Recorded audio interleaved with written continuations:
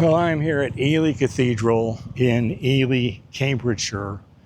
It's about a 15-minute train ride from Cambridge. It's about a 30-minute drive from Mildenhall, where we used to live. It's been almost 30 years since I've been here.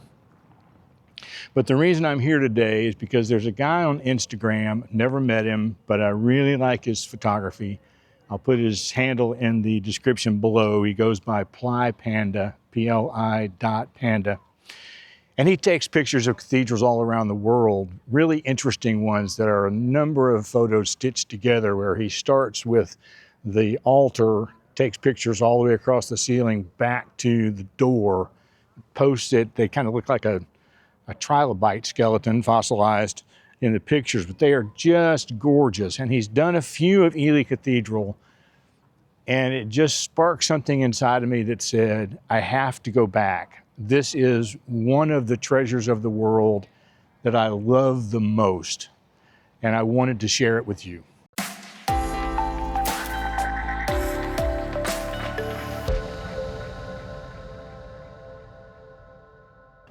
Now, I happen to be here at a time when there is this really fantastic art exhibit here at the cathedral. A number of sculptures by an artist by the name of Sean Henry. Some are larger than life, like this one, and some are merely 2 to 3 feet tall inside the cathedral. I want to say there's about 30 sculptures in all, and the exhibit is called Am I My Brother's Keeper? There are no plaques to tell you what the sculpture is or what it's about. They are all here for you to sort of create your own story. And I have a map that will help me find all of them, but I don't know that I can put them all in this video. But as we go along, I'll put it up on the screen that it's one of those sculptures from Sean Henry. Now, the town of Ely sits about 85 feet above the level of the fens, the very rich land that surrounds the area. It used to be an island, and all the fens were covered in water. So Ely was named after the fact that you could capture eels in the water of the fens, and it got the name Ely. The cathedral was actually started as a monastery by St. Etheldreda, and if we have time, we'll try to talk about her for just a little bit. Back in the 600s, maybe, and then over time, it became this massive cathedral. It has the span from the back of the sanctuary to the altar is the longest of any cathedral in the UK. And the Lady Chapel, which is one of my favorite parts of the cathedral, is the largest of its kind. I know in the UK, maybe in the world. We'll talk about that a little more when we get there. But I want to take you around inside and tell you why this place is so special to me and show you a little bit about what it looks like.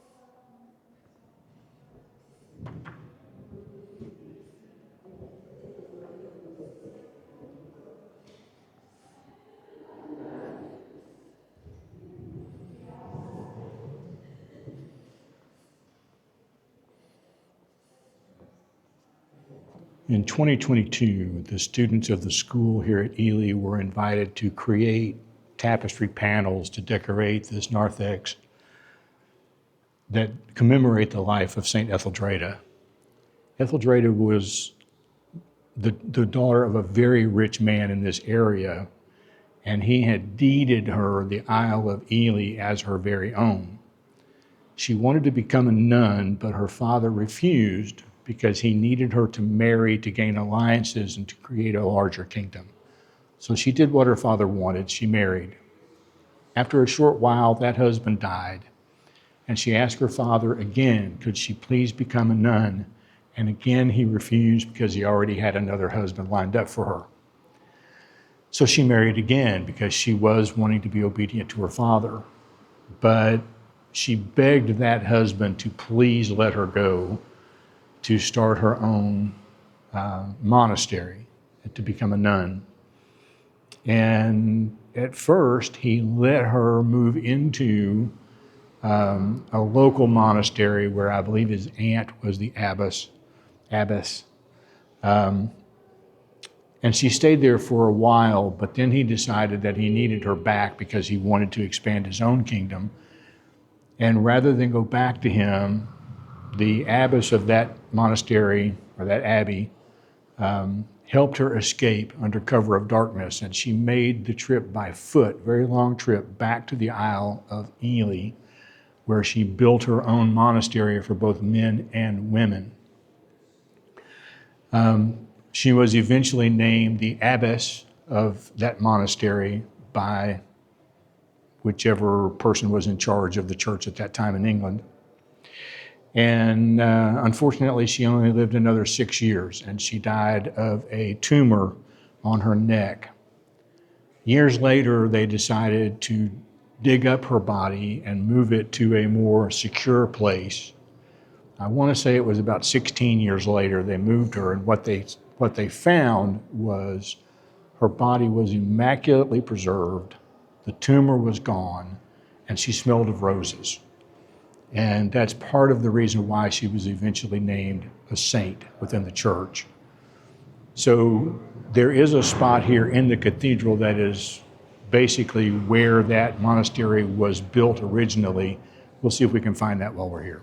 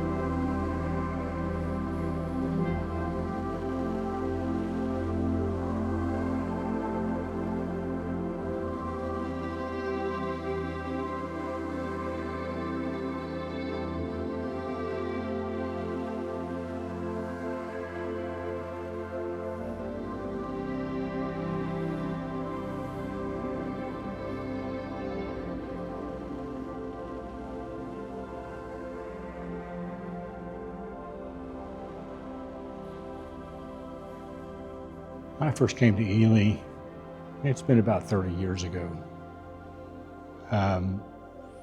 maybe a little more now. And we came, I think, well, we may have come here first of all because we'd heard it was a nice place to come to visit since we lived so close. But while we were here, while we were living in Beck Road, just outside of Mildenhall, and working as a Christian Servicemen Center director for the Air Force at RAF Mildenhall, they had a Thanksgiving Eve service here that was a combination of the U.S. Air Force families and the local British families. And it was a night of music, choir was singing. It was a night of, a short homily, but then we would all meet together in one of these aisles out here beside the sanctuary.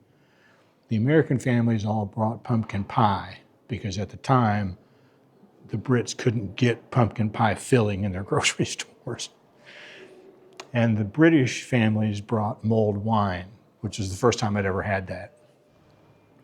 And it was just a lovely service. And when I checked in at the entrance here, I asked the lady there if that tradition still continued, and she just smiled and said yes, and she sings in the choir, and she just loves it. It was a beautiful, beautiful tradition and really sort of solidified my heart to this place. And in addition to that, in one service here, I don't remember if it was the Thanksgiving Eve service or another service, but I was invited by the U.S. Air Force chaplains to sing here. And I sang with a soundtrack. I don't remember the song I sang. It's been so long ago. But to stand out here under this octagon with the reverb of this cathedral, definitely one of the highlights of my life, to be able to lift my voice in praise to God here in this place. One thing that they have available here now that I don't think they did 30 years ago, but if they did, I wasn't aware, but you can take a tour up to the top of the octagon, around all of the panels, and up to the roof. And I'm going to take that before I leave today. And surprise, surprise, I'm going to take you along with me.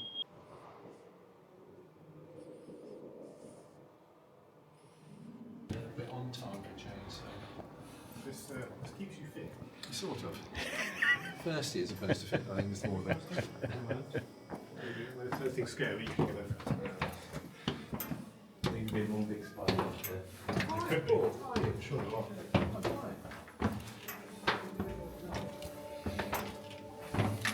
Already. That's what he said.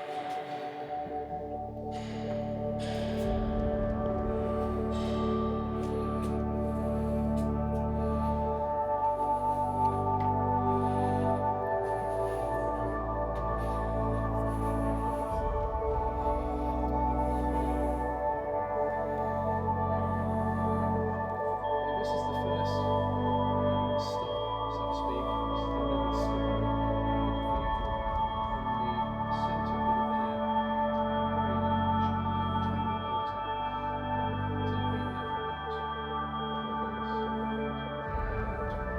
there for about 12 years. Relatively speaking, unique. Because in the 1850s it had a real makeover.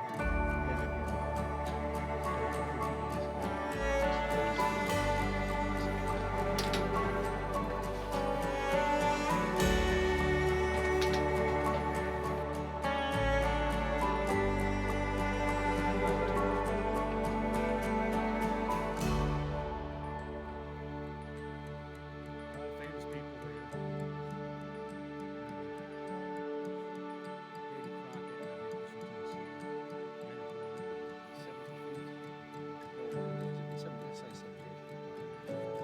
This is the ancient road that fell down at 1420, and then this new roof was put in with a simple, that's what I'm looking for, tie in with when the original Norman tower collapsed.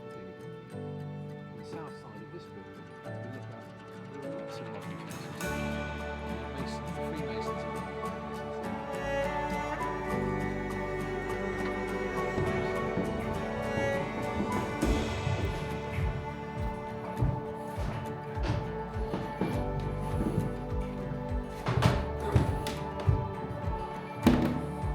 When it was all put back together again, so to speak, they went for a very massive style of building in the collapse. So the stonework goes up to 120 feet. You see where the stone stops there, and the walls are about 6 feet thick, and they're buttressed on the outside with wood buttresses.